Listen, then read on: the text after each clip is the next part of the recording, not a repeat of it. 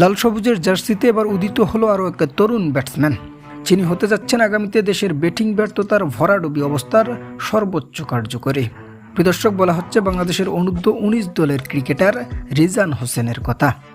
সম্প্রতি এই তরুণের ব্যাটিং লাইনে মুগ্ধ হয়েছেন দেশের সকল ক্রিকেট প্রেমীরা, যেখানে সাউথ আফ্রিকার বিপক্ষে চলমান ম্যাচগুলোতে একের পর এক সেঞ্চুরি হাঁকিয়ে তিনি যেন জানান দিচ্ছেন টাইগারদের জাতীয় দলে এখন তার প্রয়োজন কতখানি।